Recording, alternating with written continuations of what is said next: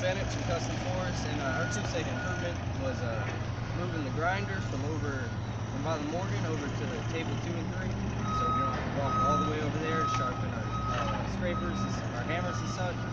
And so that helps out a lot, moving the equipment closer to us. But another thing to pay attention to is always make sure you read your specs, because you see these are about the same, 40x40, 48x40, but the HT, that means you got to scrape the bark, heat treat. Pay attention to the specs.